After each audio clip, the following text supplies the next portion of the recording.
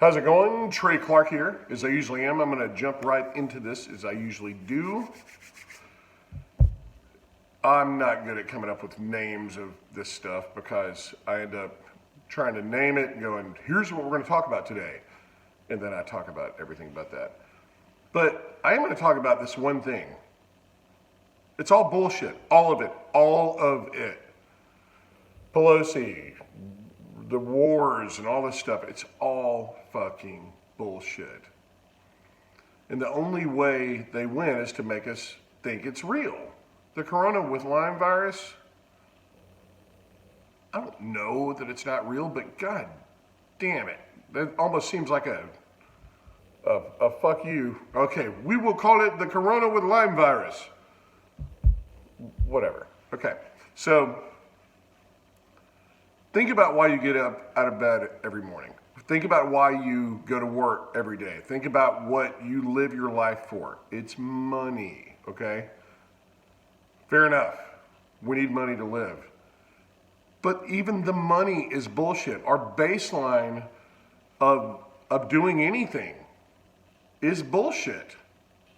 We save up money just so we can rest on vacation. Hey, even that is bullshit. There's no backing of it. It's just paper money that they trick us. It's monopoly money. There's nothing there. And think about this. Even if there was gold to back it up, which of course there's not, that's Germany and France where their gold is that we watched over for them. Ask them where theirs is. It ain't there. But even if there was gold, if there's really a catastrophe, what are you gonna do? Melt it and drink the fucking gold? What if you're alone? What if you're the last person on earth and your goal is to stay alive? You're gonna go, hey, fishy, fishy, I just forged this ring here. I hate using props, but there we are. But it just doesn't make sense. Currency is labor. Currency is only fucking labor. It's the only thing that is not fake. It's the only thing. You can create currency and trade it for labor, but at the end of the day, if you get a lowest common denominator of, okay, what are we really trading for?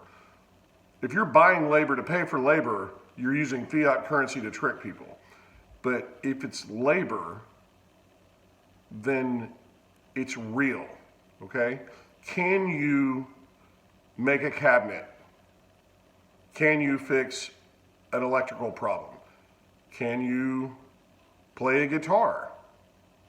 I can. Can you cook food?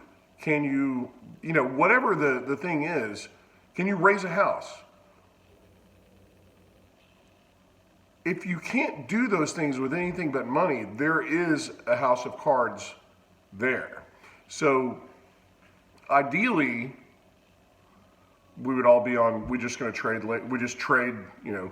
I'll build you a house if you play my daughter's wedding, and then so-and-so says, well, I'll help out, and it ain't gonna ever work like that. We're in too deep, especially in my lifetime. If it resets totally to where we go to,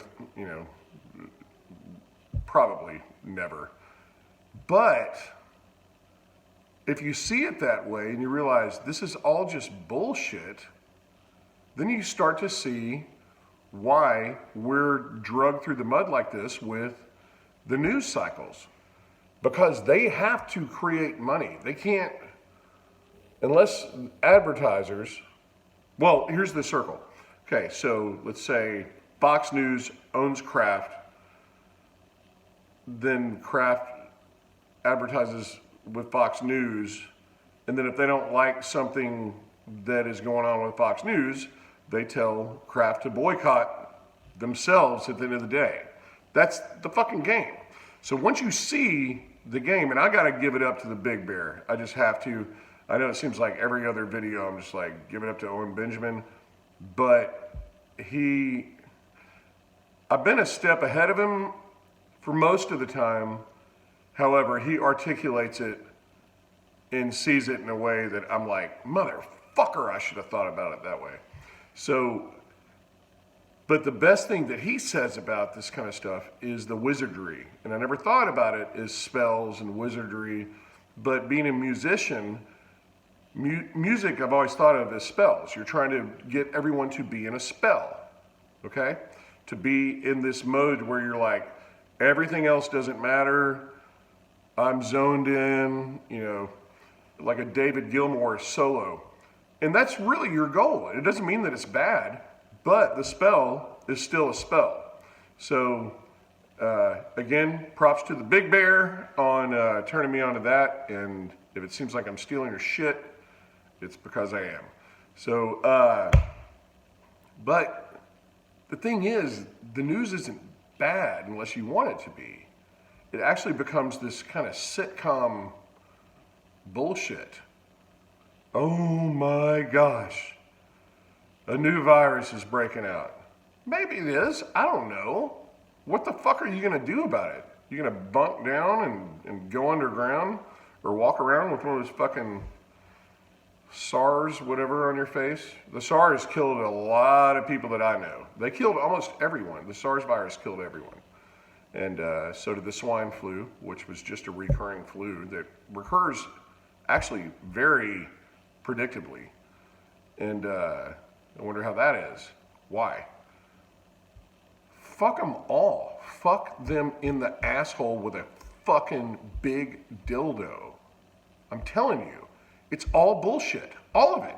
Every time you turn on the TV, it's bullshit. And that's why they don't want podcasts to be a thing. They're even becoming bullshit. The Rogan stuff, I'm trying to keep my bearing here because I'm getting ready to go off. Just fucking look to your left and look to your right.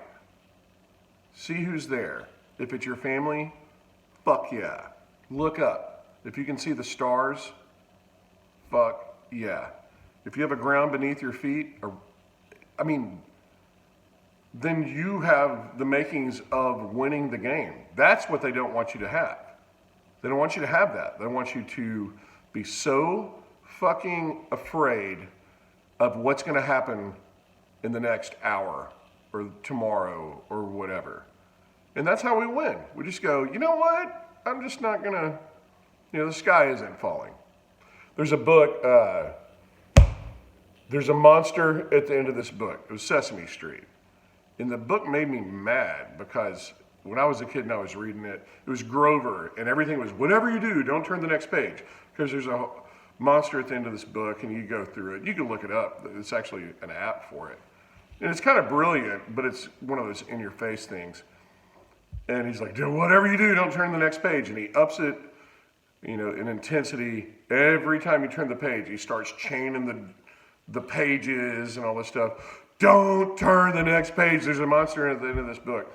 And then he goes, oh, it was just you. You were the monster. And I was like, no, I'm not. Fuck you, Grover. You fucking fuck. So there's a lot of trickery going on, and there is a lot of reason to look around and go, no, I'm not falling for that one. That mass shooting, I don't think so. It's the same actor. Or that moon landing footage, I don't think so. And at some point, we're all just going to be going, fuck yourself. We're done. We're done with you. And then who knows what happens then? Doesn't mean we all pick up guns and shoot people. I don't suggest that. But they lose a lot of fucking power once you go, no, you're lying. We know it. And the media will have to follow suit. So, if you have thoughts on this kind of stuff, post it, share it, talk to your friends, but don't find yourself getting into arguments with people trying to convince them of anything, because if someone's indoctrinated, there's no convincing them of anything. They have to have their own spark of finding out what's going on. Because if you have to drill it into someone, it doesn't work. That's not the way this goes down. But if you do just leave that little breadcrumb there, I've talked to so many people that they're like, wait a minute.